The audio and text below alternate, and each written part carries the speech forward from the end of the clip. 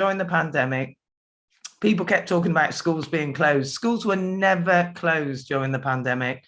You know, our members were going in daily to make sure that key services could stay operating. We had the key worker children in, and our members faced, you know, huge difficulties during that time. Lots of problems, lots of lack of access to PPE, lots of, you know, concerns for them and their safety. But they continued to do that because they knew the importance of working together and supporting the communities that we work in and making sure that those key services could keep going. Last year in January, the government announced that schools were reopening because it was safe, and we all knew it wasn't safe at that time. We absolutely knew it was not safe. The pandemic was rife, numbers were rising, people were dying on a mass scale, and actually this government's never been held to account for that. The amount of people that have lost their lives in our communities is on the hands of this government, and they've never, ever been held accountable for it. It's an absolute disgrace. But our members stood up and said, we're not doing it. It's not safe for schools to open. And that isn't about us not wanting to do our job or wanting to be in staff rooms drinking champagne, because none of us were doing that. Let's be clear. No matter what bloody MPs say, we were not in staff rooms drinking champagne. We were teaching young people in our classrooms or online. But our members stood up and said, we're not going back. It's not safe. It's not safe for people to be in it. Not only is it not safe for our members, it's not safe for our communities, because not only were our children able to pass that on within our classrooms, they then took it back into the communities to people that were at higher risk and that were more likely to die from the virus. So it's really important. And, you know, I'm really proud that my union stood up and fought back against the government and actually won. You know, we forced the government to step back and say that schools were vectors of transmission and that schools had to remain in the situation we were in, where schools were just there for key workers and that we had that staged approach back in. But since then, you know, we've returned. People think the pandemic's gone. Well, you know, we know COVID's still there. We know it's still rife within our communities. But, you know, we're back in classrooms with our children and young people, and it's brilliant. Educators are really enjoying that. But what we have seen since then is that complete devaluation of the work that we do. Since 2010, teachers have faced a pay cut of 20%.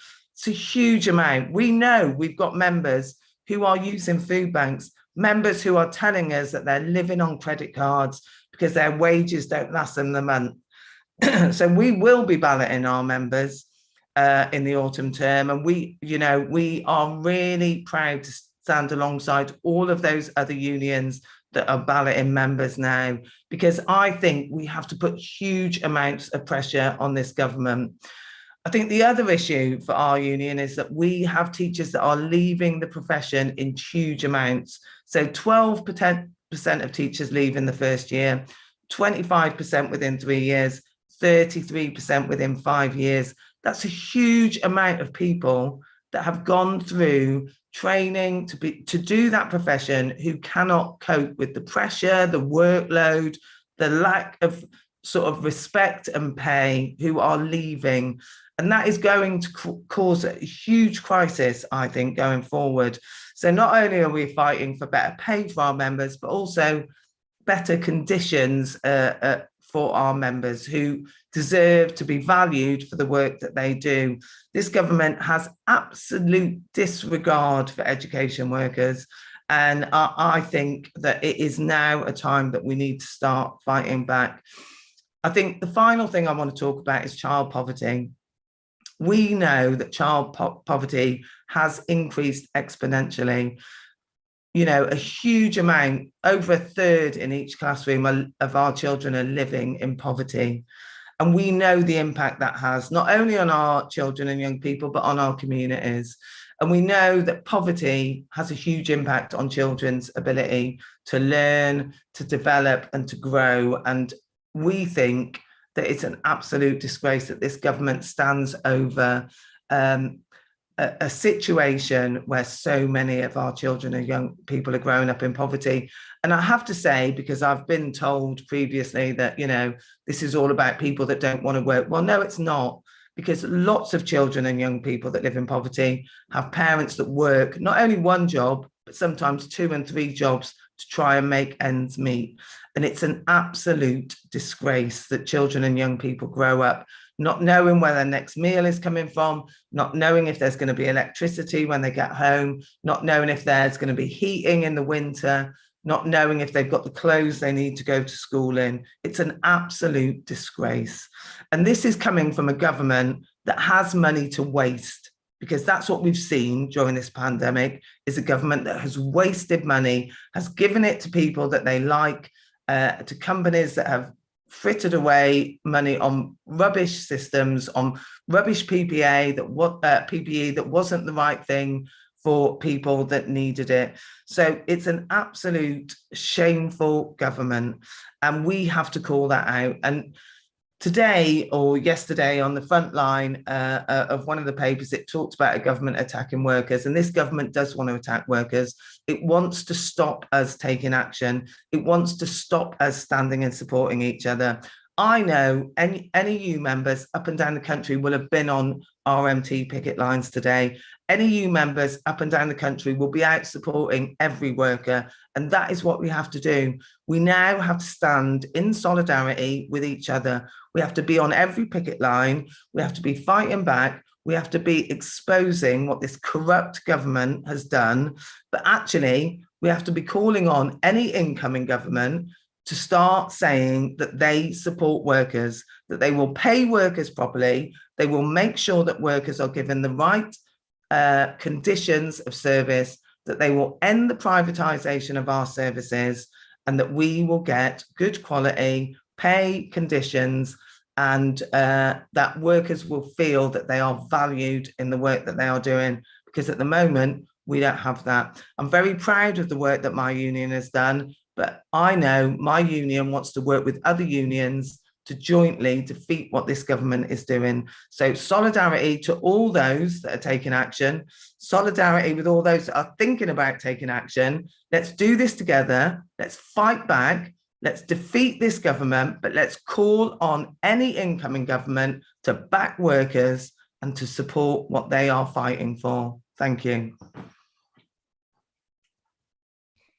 Thank you so much, Louise. Absolutely agree more. For me to stand with all workers taking action or thinking of taking action at the moment. Next, we're going to be hearing from the Vice President of the FBU, which is Ben Selby.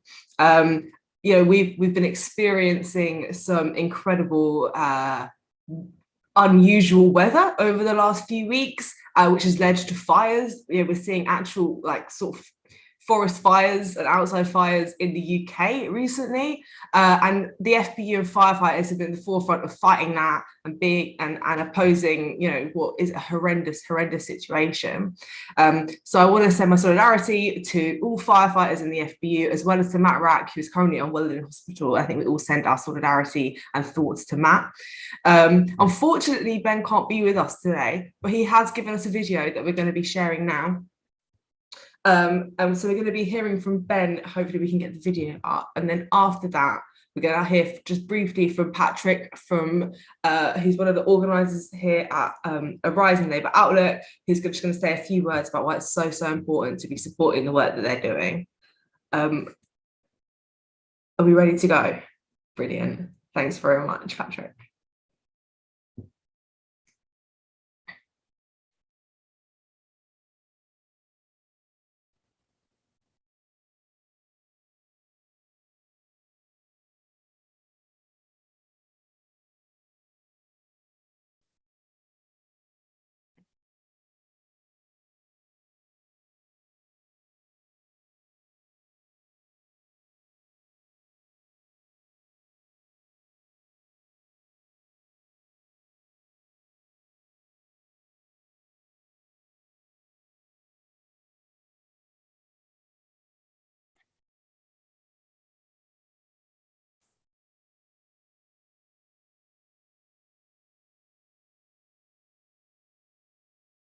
Sorry, Gemma, I've had a few messages saying that people can't hear the video, so we're just going to try and start that again. Sorry for those of you who could hear it, and I will just restart it, and then hopefully for those, I think it's on the streams, haven't been able to hear it, but let's give that another go. Okay, Hi, thanks. Selby, the Vice President of Fire Brigade Union. And firstly, I'd just like to send my apologies for not being able to attend tonight. But I'm glad to still be able to share on this video our union's solidarity to all of you watching and workers up and down the country. It's great to hear from so many fantastic comrades already, and I'm likely to echo the sentiments they've made. But I'd also like to pay tribute to Arise because they've been able to convene such great meetings time and time again. The Tories have orchestrated yet another assault on firefighters by threatening to abolish our collective bargaining body. Frontline firefighters' ability to negotiate their pay and conditions has to be protected, and the Fire Brigade Union will fight tooth and nail against these draconian proposals. The Home Secretary and the Fire Minister for England launched their long-anticipated white paper attack on the Fire and Rescue Service, and central to it are proposals to tear down our collective bargaining structures. At a time when we're facing a deep cost of living crisis, this Tory government decides to come after frontline firefighters. So now more than ever, workers need union representation, a voice to maintain basic rights and secure decent pay. In 1997, 37% of all employees in the public and the private sector were covered by collective bargaining. By 2019, this had fallen to only 27% of UK workers. This is no accident. Firefighters, like other workers and other sectors, were part of the valiant effort to tackle the pandemic. This included firefighters driving ambulances, delivering vital supplies to the elderly and the vulnerable, and moving the bodies of the deceased. Firefighters, through the Fire Brigade Union, their union negotiated a contract which kept them safe and allowed important work to protect the public to take place. These duties were agreed through our collective bargaining structures. Yet the Tories want to pay thanks to this service by ripping up the same structures that delivered it. This simply isn't good enough. These attacks, though, will not just be on the Fire and Rescue Service. They will be ripped right across the trade union movement, across the public and private sectors. We have already seen the teachers have been cast as the enemy within for merely demanding safe classrooms for them and their pupils. Furthermore, proposals to introduce minimum service levels on the railway and the sinister police crime sentencing and courts bill are all but to name a few more examples. There is no length this government won't go to blame the working class people in this country for the rise of debts, for the second wave, for the Eat Out to Help Out scheme, and the list goes on. We must stand shoulder to shoulder as a movement to defend comrades against these nefarious attacks. The pandemic and the cost of living crisis have only amplified the skewed power relations in our society. We must not go back to the old system. We must build a fairer, a more equal society that gives everyone a stake, a voice at work and a hope for a better future. We can never trust the ruling class and the Tory government to protect workers. Their management of the pandemic and the cost of living crisis have revealed their utter contempt for workers, and we must be wise to their future attacks. So I want to conclude by sending my full solidarity to all those unions currently and about to have industrial action.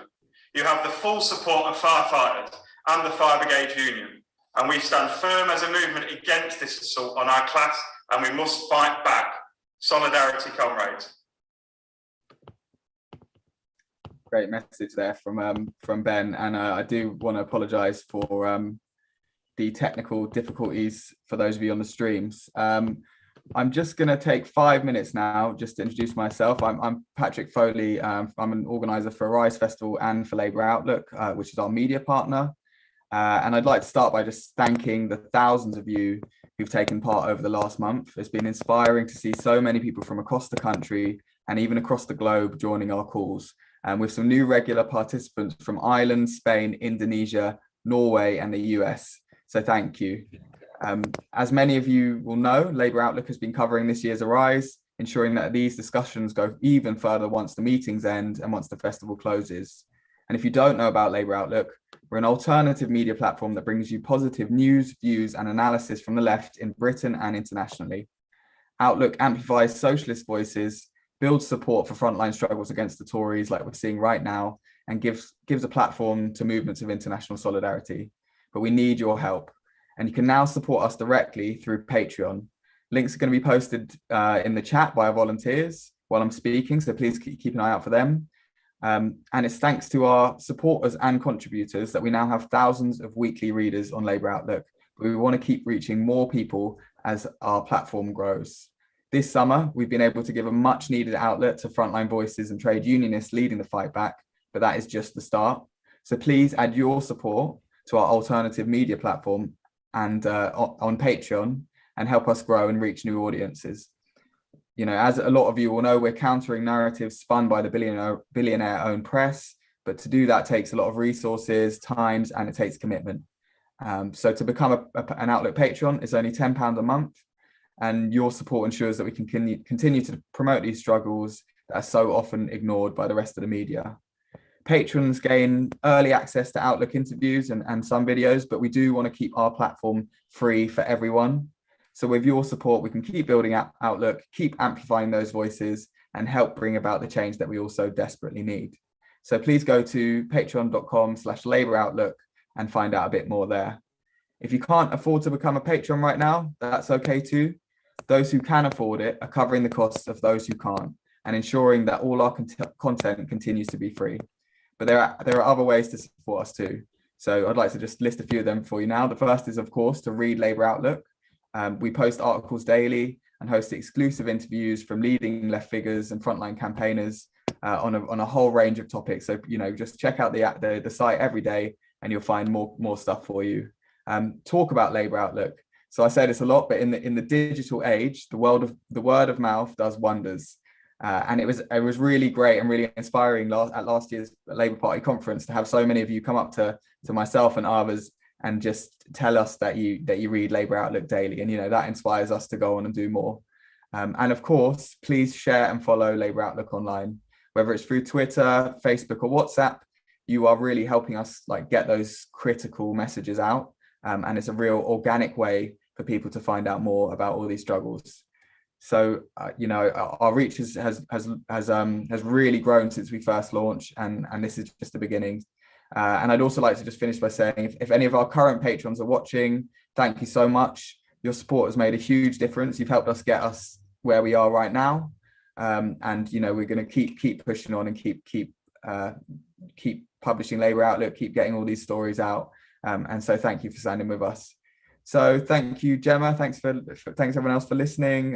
Enjoy the rest of the discussion, and I hope you've enjoyed Arise Festival as much as I have. Thanks, Patrick. And it's amazing to see Labour Outlook grow so much and build such an amazing sort of network of different voices from across the movement. It's brilliant. So our next speaker is the president of the General Secretary of the Bakers Union, who's been they've been at the forefront of many different strikes over the last few years and many different actions, including the McStrike. And it's really brilliant to have her along today. So welcome, Sarah Woolley. Thanks, Gemma, and thank you for the invitation to join you tonight on the closing session of this year's Arise Festival. It's both a pleasure and an absolute privilege to be here alongside some amazing speakers and activists. First of all, solidarity on behalf of myself personally and the wider Bakers Food and Allied Workers Union to all the RMT, TSSA, ASLEF and CWU members that are taking action this week. You are absolutely inspirational. Millions of working people are being empowered by the action that you are taking and starting to believe that they too can stand together to demand better and actually achieve it. Workers who would not have dared to believe they could change the crap terms and conditions and pay they've suffered for years are now looking to you and thinking, well, maybe we can. And that to me is just so inspirational. I've been in the car for the last couple of hours driving, so I've missed the kind of latest blow from the Labour Party, but it seems at the minute that they're moving further and further away from their roots, something that our members recognised and acted upon last year. We cannot rely on the Labour Party leadership to fight for the changes we need for our members and our communities because they keep letting us down, and they've done so over and over again. Of course, there are some exceptional MPs that we as a union and the wider left will continue to work with, and John is certainly one of them. And because they stand shoulder to shoulder with us, they support our campaigns, they support our members. But unfortunately, the leadership seems determined to work with businesses and not the working class who they are supposed to represent. So we've got to understand, and everybody that's watching this and that comes across it, that may not be in our movement, that the only way that working people can enact change is to organise their workplaces and communities, stand in solidarity with each other and lift each other up, not pulling each other apart through division and wanting to know why they've got a higher percentage wage rise than them, or, you know, or because they look different and sound different. We've got to stop doing that, because that's driven by the Tories and the right-wing media in an attempt to weaken us. The only way to grow our movement is to talk to people about trade unions, as far too many people still don't understand what we're about. We need to listen to the issues that people are facing and encourage them to engage in collective action around it, because let's face it, it is very, very rare that an issue a worker is facing is singular to them. So if you're watching this, join a trade union, but don't just pay your subs and think everything's going to be okay. You've got to be active within it. We've got a growing crisis. Food workers, bus drivers, teachers, even prison officers are using food banks. Food workers have been using them, we know, regularly since last year, and we know the numbers will increase further as the true impact of the energy price hike kicks in later this year, because whilst we're in summer, it's very much masked. Trade union membership may seem like more money to find when things are tight, but even when things have been incredibly tight in my lifetime, and there have been at times when my wages haven't lasted the month, my union membership has been the best monthly outgoing I have, because of the collective power it has brought in my workplace to ensure that we've got a right to negotiate for better terms, conditions and pay and achieve them. There's never been a more important time to join a trade union. The Tory leadership fight, as that's what it's turning out to be, it's quite embarrassing really, will leave us with a Prime Minister who makes Thatcher and her attacks on working people look soft. There will be a distant memory. They will be more cruel, more determined to keep us in our place, more divisive than we've seen for decades, and millions more people in our workplaces and our communities will die at their hands. They've already declared outright war on us, because talking as they have about trade unions is talking about working people. Trade unions aren't me as a general secretary, they are my members and the wider movement. When they hit the ground running, or just hit the ground if it's truss, but she forgot the second part, they need to hit a brick wall of working people, standing shoulder to shoulder in solidarity with each other, fighting back, demanding and achieving better, telling them that we don't want them in power. We haven't chosen them to be in power. But the only way that we can do that is to organise across the movement, in workplaces, in our communities, showing people that they can achieve better together and get rid of this individualisation that we've had for so long. If you do nothing else this week, join a union. Get a friend, a family member and a colleague to join one too. And get yourself to one of the many picket lines that will be about this week and support those workers taking action. Thank you, Arise, for putting this brilliant festival on this year, and I'm sure I'll see you all on a picket line soon. Solidarity.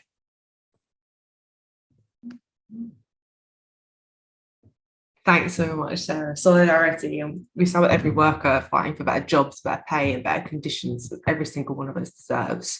Our next speaker is currently a Young Labour student rep. And I'm hoping that next time she comes to speak so eloquently at one of these brilliant Arise events, I'll be introducing her as the new chair of Young Labour. So very good luck with your election. Welcome to Nabeela Mowlana. Thank you so much, Gemma. Look forward to re-electing you to the NEC. And thank you to Arise for putting together such a fantastic programme over the last few weeks. It's really great to be here with you all today, and as usual, I'm so honoured to be speaking alongside such an incredible lineup of speakers, especially following formidable unions like the NEU, FPU and Bakers. So through my time in the labour movement, I have had the privilege of seeing great organisers build resistance, whether this is resisting eviction, refusing to work under poor conditions, or fighting to unionise our workplace. And I came into organising through the student movement. And even though the Daily Mail loves to call us snowflakes who sit around all day, It was here that I first saw just how powerful we are when we come together. And students have lost many battles under Tory governments, but the ones we have won have changed the lives of thousands of students of the present and those who would come after us. When our universities threatened to cut departments, we organised and kept courses running. When students were plunged into debt with exorbitant costs, we organised to have these costs removed. And when students were struggling to access mental health support on campus, we organised to get better investments in student services. And what I found inspiring about the student movement is that we knew we'd be graduating and moving on soon, so the things we were campaigning for probably wouldn't affect us. But we also knew that we had a duty to those who come after us. If we had the power to change something for the better, it was then incumbent on us to do that. And unsurprisingly, this sense of duty and care towards others is something I found in community and trade union organising as well. When I organised with the community union Acorn, I saw, again, incredible actions from comrades, who had forced NatWest and TSB to drop their no DSS clause. They'd fought for and won landlord licensing in Bristol, Sheffield and Newcastle, and they'd got Bristol City Council to drop a 4 million council tax rise for the poorest. And of course, they won dozens of repairs, they stopped dozens of evictions, and they won back dozens of stolen deposits for Acorn members. And these members would show up for each other simply because they knew it was the right thing to do. And we know it's the same with the trade union movement. Strikes are a powerful tool. They offer us a glimpse almost into a world where conversations are centered around community, bosses are reminded that it's workers who keep things ticking along, not them. And there's a genuine care for those around you. And I was at the RMT picket line this morning in Sheffield. And again, it reminded me that the beauty of our movement is that no one is ever alone. There were people there with flags from multiple different trade unions. There were students with their banners and, they were there no matter what the weather. They'd offer you cups of tea and homemade biscuits and the lots. And when we think of building resistance, I think sometimes we might think of big actions, posters, placards. We might think of huge numbers, snazzy pictures, or hundreds of retweets. And there's nothing wrong with this type of action. Sharing our work and celebrating our wins sort of helps to keep the hope alive. But the reality of building resistance can be less glamorous. It's talking to your neighbours, your friends, your co-workers, and it's explaining to them the power of the collective and convincing them to be part of some action. It can look like phone banking, power mapping, or like ticking tasks off a spreadsheet. What I've also learned through many, many years is that it's also admitting when you're wrong, learning from those who came before you, and imparting skills to those who come after you. As the Young Labour Committee, we have spent the last year delivering organising schools across the country, bringing together lots of experience from across our movement. We heard from community resistance groups like Save Brick Lane and Save Latin Village, trade unionists, MPs, and most importantly, we heard from young people themselves. And, as you expect, there was lots of debate and sometimes disagreements about what building this resistance should look like. But something that we all agreed on was that our work should be underpinned by hope. Because hope is a prerequisite for change. And ultimately, we're all fighting to change things from what they are so that we can build the world we want to live in. I'm really proud of the Young Labour members who have persisted in organising, whether that's in their communities, workplaces, or in the party, no matter the barriers we've faced. And whoever the next Tory Prime Minister is, whether it's Liz Truss or Rishi Sunak, I think they should be worried. Because the young members I know, as young as 14, have already joined the fight. And no matter how many times this government tries to cut the flowers, they can't keep spring from coming. So I look forward to seeing you at Arise events next year, and I look forward to seeing you on the picket lines and wherever else the left will meet. Thanks so much, Nabeela. That was brilliant. Next, from Arise, we've got Matt Wilbrest is going to just say a few words about the upcoming work of Arise as a festival.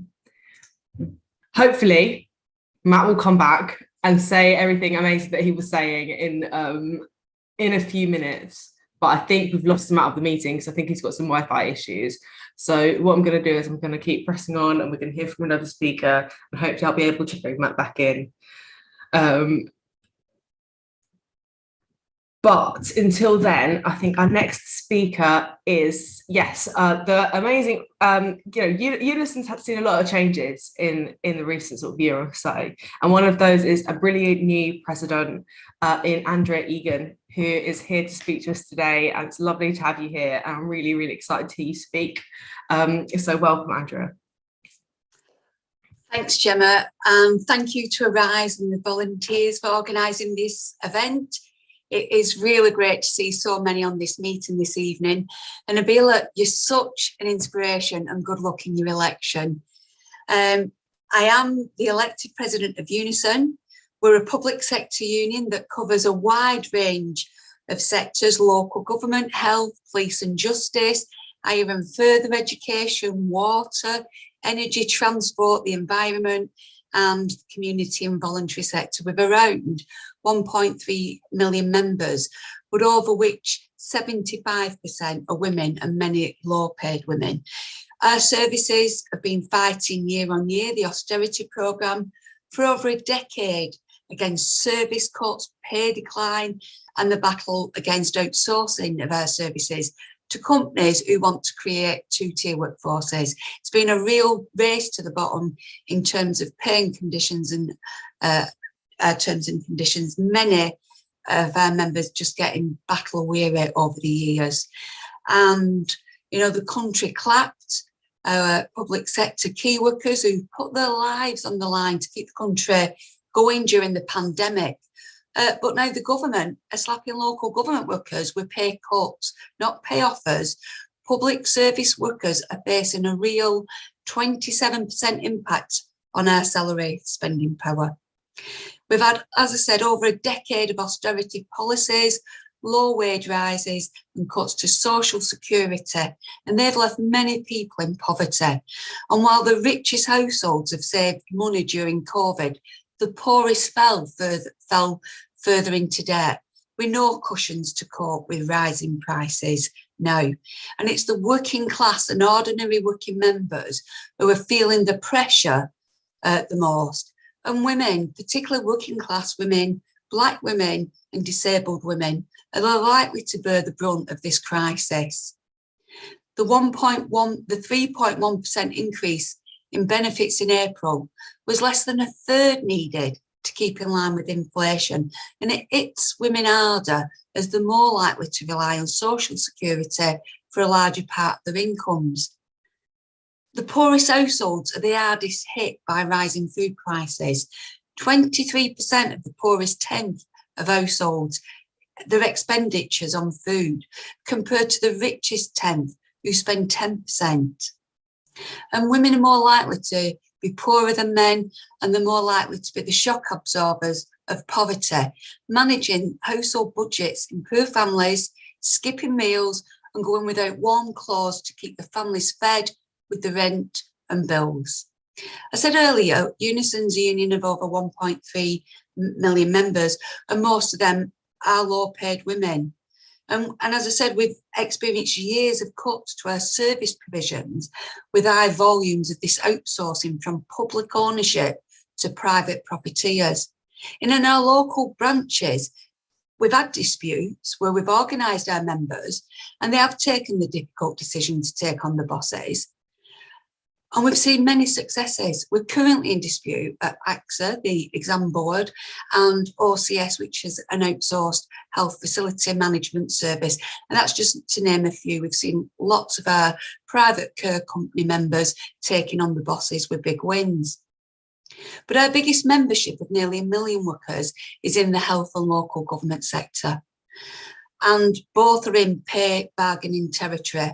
At the end of this week, we'll learn how the committees have decided to respond, but there's early indications we're going to go straight to ballot. And this is groundbreaking for our union, and it demonstrates a seriousness over pay like we've never existed before, that never existed before. Each of those sections are covered by other trade unions, and we now all must act with these sectorial challenges. We've got to work together, not just nationally, but at branch and regional level too. Collectively, we're facing the greatest challenge in public sector membership. Unions have spent years seeing each other as competitors, but to serve our members best, we need to see ourselves as a movement, fighting together against this government. And this will be difficult, as we all have our own structures and processes, but we need to share good practice, pool resources in organising, because when we win, everyone wins. Over the last couple of decades, the whole trade union movement have seen a steady decline in membership, many seeing being in a trade union as an individual insurance policy. The trade union movement has to show its relevance, with union membership in decline and working class people in dire struggle. We have to unite the working class through the collective, through the trade union movement. Sadly, the Labour Party are not in power. They're not going to be able to do that. And so we need more than ever trade unions working together. In public services, there's a number of unions with collective bargaining rights for the members. I can't say it strongly enough. We've got to work together to run our ballots together so that we can deliver effective action. This is a working class wage crisis. Our challenge is getting the public behind us. We often forget that we as workers are also the users of each other's services. So we have to be relevant and we have to give the working class a voice. The trade unions now have a responsibility and the power to unite the working classes, both in workplaces and communities. And we have to offer young people a place to have their voices heard too. They don't need political education in schools or colleges. They're receiving and responding to that now. We saw young people in unprecedented numbers take to the street in protest over the death of George Floyd when the Black Lives Movement grew. Greta Thunberg leading on the climate emergency, and now young people facing alongside us, but facing a longer cost of living crisis. Now let the trade union movement give them a home and a voice. We need to organise. And this government have long demonstrated that it does not care about working people. They only care about protecting the stocks and the shares and their own wealth. And it doesn't matter who wins the Tory leadership contest. The Tories have presided over more than a decade of decline. And whoever wins, whether it's Sunak or Truss, they have no plan to make life better for working people and their families. And since Thatcher, the Tory government have done all they can to smash a workers' right to protect themselves through the trade union membership, imposing restrictions that trade unions can't take industrial action unless 50% of the affected workers vote to take action and 40% vote to then take that collective action. And now they're passing legislation to allow bosses to bring in agency staff to cover the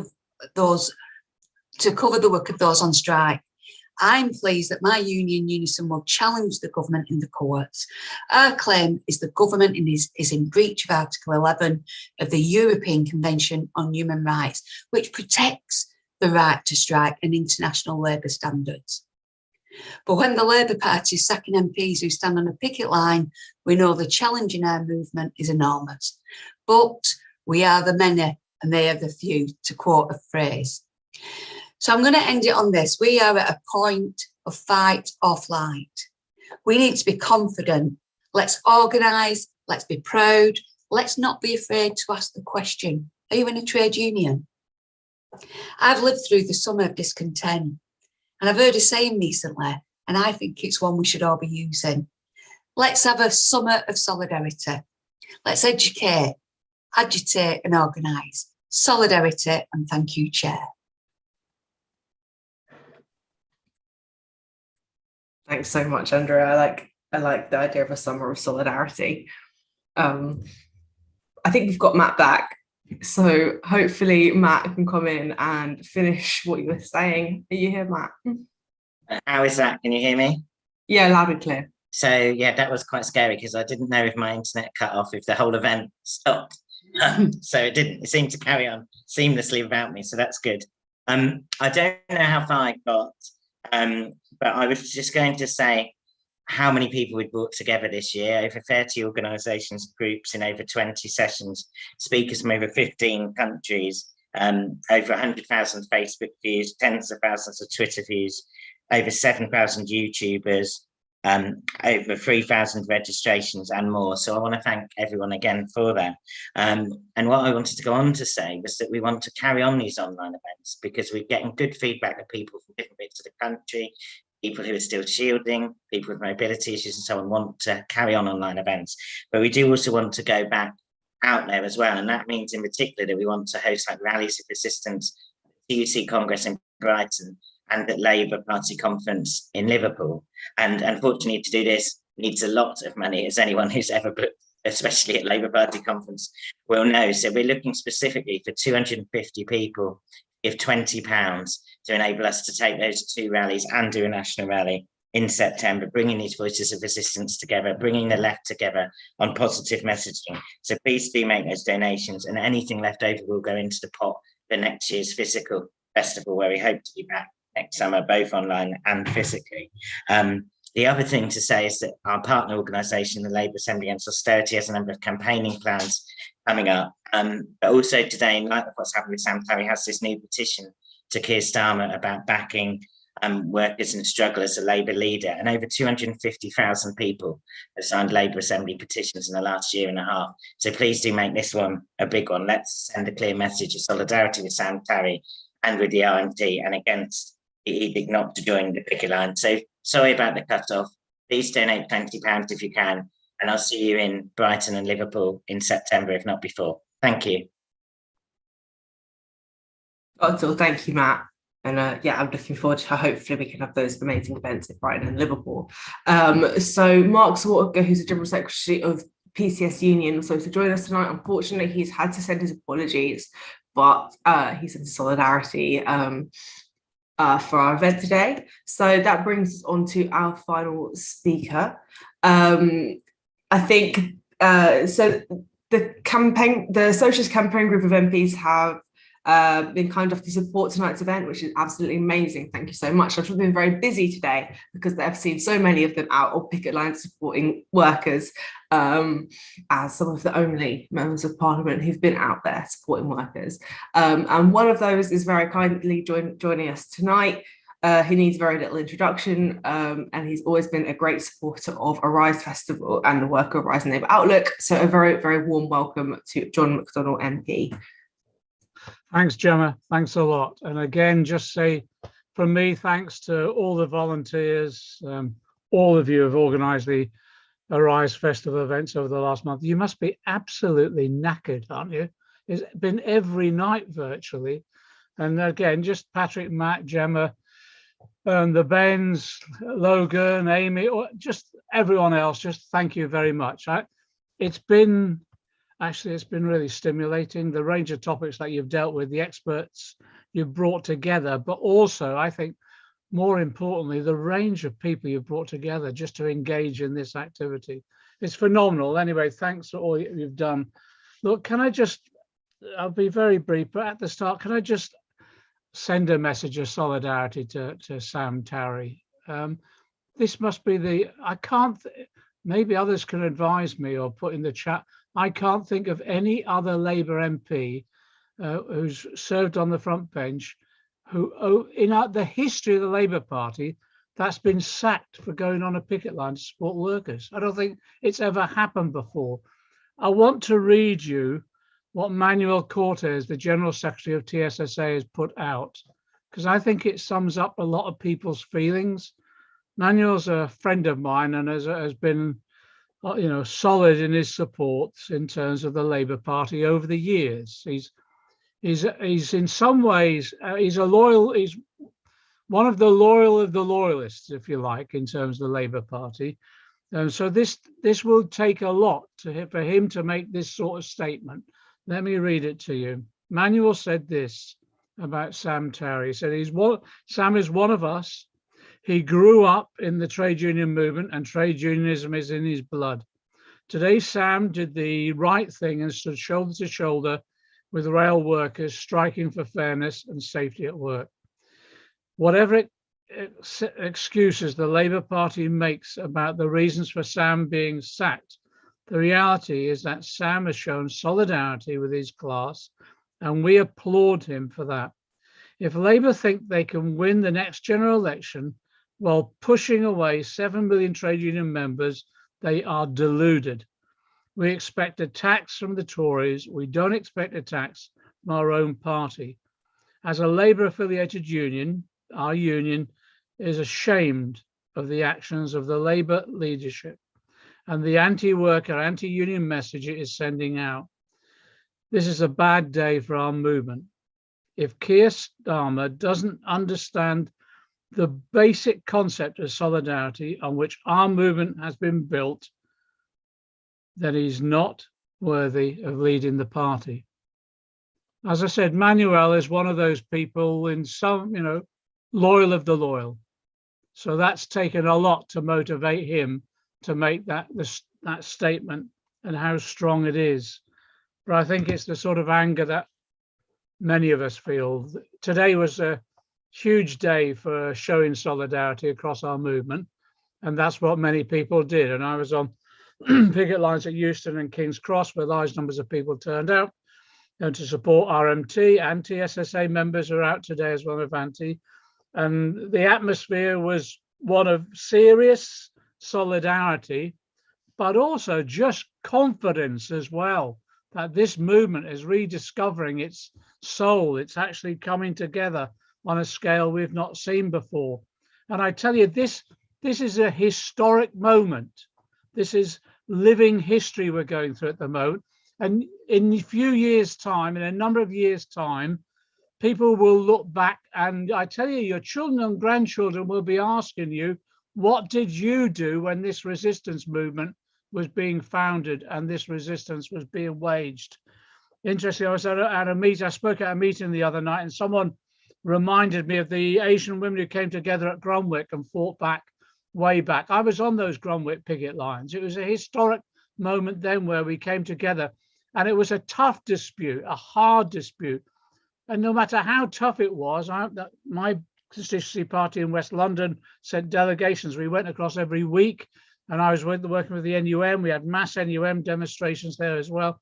It was a tough dispute, but you went because you knew you were doing the right thing, morally right, politically right, and actually economically right as well. So that's why the RMT dispute is so important. That's why people are turning up. I want to just go through very quickly so people completely understand what this is about. This is very much like the bankers' crash. What happened when the banks crashed as a result of the casino economics, the gambling with our money, the way in which they were ripping people up, making fortunes, and then the bubble burst. The Tories came into power and they decided that it won't be the bankers who are rich and corporations or the banks who pay for it. It would be working class people. And we've had 12 years of austerity as a result. What's happening now is exactly the same.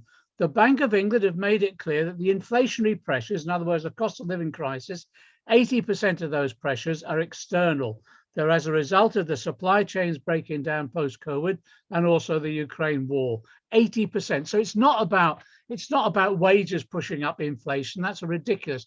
This is about external factors, but also profiteering within our own economy. So it's not about wages and the wage inflation spiral. It's a profits and profiteering inflation spiral that we've got.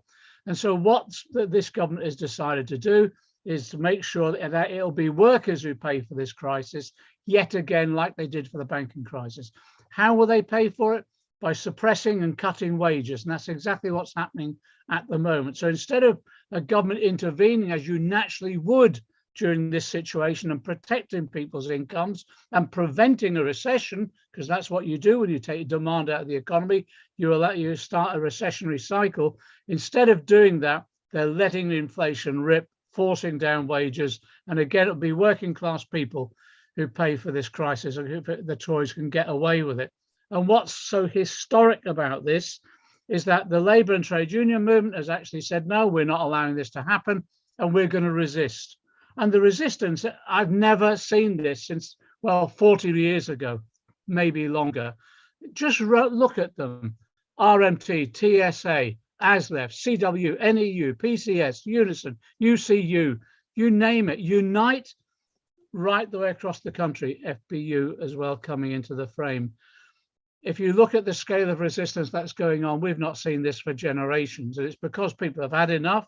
They recognize that this is a class attack.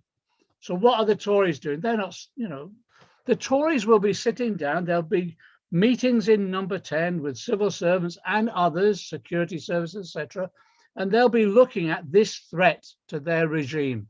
And what will they be doing? They'll be looking at how can they mobilize to defeat us. And one way, the speakers tonight has identified it. One way is that they'll introduce new legislation. They've already introduced the SCABS charter, so the agency workers. They're now looking at the minimal service guarantee. So in other words, how to break a strike and force a level of service that undermines the ability to withdraw people's labor.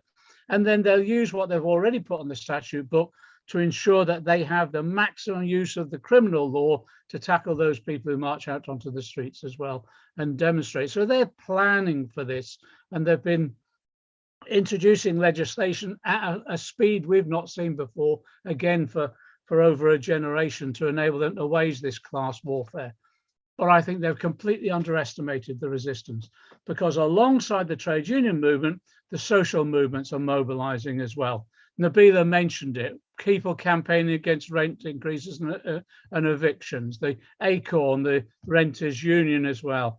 Look at what's happening with regard to energy prices, the energy price strikers that are now mobilizing in large numbers.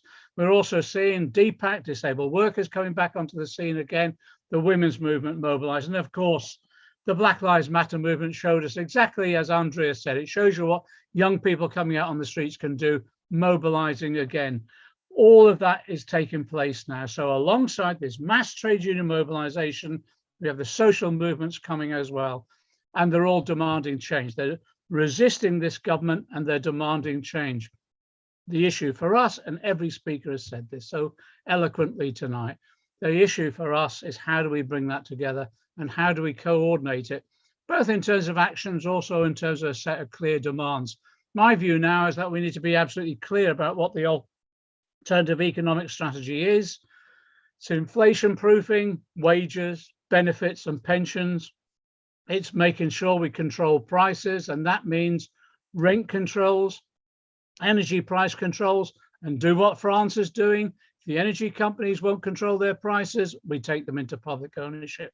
And then in addition to that, I think now we've got to start looking at how we can control at least the basketful of basic foodstuff prices, because if you look at what's happening at the moment, the way in which food prices are rocketing, it means people will be, I think we'll have real issues about hunger even more than we have at the moment as we go into this autumn. How do you pay for all that? Simple as that. You redistribute wealth and income. My view is we should follow what the Tories did in the 1950s. A Tory chancellor during the Korean War introduced an excess profits tax across the whole economy. So if anyone was seen to be profiteering, they would be taxed. And that money was then used to support working people. That's an extension, if you like, of the windfall tax on energy that even the Labour front bench has advocated and Sunak has had to take up in a feeble form. But the reality is, how do you protect things that you then gain as a result of that? If you're inflation proofing wages, the only way you can protect that is trade union rights. So we've got to drive through, alongside all of this as part of our programme, the restoration of trade union rights in this country, the adoption of ILO, International Labour Organization conventions, so we have the right to strike. And then finally, on the economic programme, we've got to recognise we're faced with the cost of living crisis, but the existential threat of climate change is coming at us at a pace. And that's why we, as part of our social movement, we've got to support those environmentalist campaigners as well. But it also means when we're demanding change as part of this resistance movement, we've got to be ahead of the game all the time. That means we've got to be saying we need to now look at how we mobilize the whole of our economy to tackle climate change. And it does mean massive investment, insulation of our homes and public buildings. It means making sure that we have the energy source of wind and wave and solar power on a scale we've never seen before, but is readily available to us if we get the plans implemented rapidly in the way that we'd planned before the last general election. So I think the potential there now is for historic change, mass mobilization of a huge movement that we've got behind us now, properly coordinated, clear ideas about how we want to transform society. But the point that Sarah and others have made, we have to do it for ourselves. We can't rely at the moment on the Labour Party either to be elected or to bring about the change that we want. We've got to create a climate of opinion as a result of our movement in which is irresistible force, no matter who's in government. And that means the mobilization in this coming period. And I want to just mention one final point. It's the point that Nabeela made very effectively. We can mobilize, we can make speeches, we can attend meetings, but the most important thing is that routine work that we have to do of mobilizing, that talking to one another, making sure we're convincing people, making sure we're engaged in our communities to mobilize people all the time. I think people realize they have a responsibility on their shoulders now to do that. So this could be, despite how tough it is at the moment, I think this could be a huge breakthrough moment for all those progressive forces within our society that are now coming together. Can only be done, and every speaker has mentioned it, can only be done through solidarity. And that's what we're learning, solidarity in action every day, solidarity. Thank you, John. And I'm sure the whole meeting, everybody who's joined as a participant and all the speakers sent endless solidarity to all the Socialist campaign group, and especially Sam Tarry for being, as you said, like sacked for standing with workers, which is utterly disgraceful. So I want to say thank you so much to everybody who's attended, the thousands of you attended the Arise Festival that's over the last few days, and thank you to everyone for participating in tonight's inspirational, really motivating event. It's been a brilliant end to the festival. And I also want to say thanks to Patrick and Matt and the three Bens and Sean and Amy and any others of the volunteers that I've missed who are all brilliant. For putting it together and everything that you do. And our key message from today is that people on the march against the Tory attacks on health, on rights, on livelihoods in our communities and in workplaces across the country. And we stand with everyone who is out there fighting against this Tory offensive, and we're here to offer platforms and to keep taking the fight to the Tories, and we'll be there on the picket lines with you. And we demand, as that petition launched today says, that all Labour MPs back those in struggle too, including Keir Starmer. And where the Labour frontbench won't take that fight to the Tories, we collectively will and must do it anyway. Moving forward, we must build resistance to the Tories and popularise socialist solutions to all the crises we face. So let's do it together. Thank you so much to everyone coming tonight, all our speakers and all our participants. It's been absolutely lovely having you here. Solidarity, and I'm sure I'll see many of you on the picket line very soon.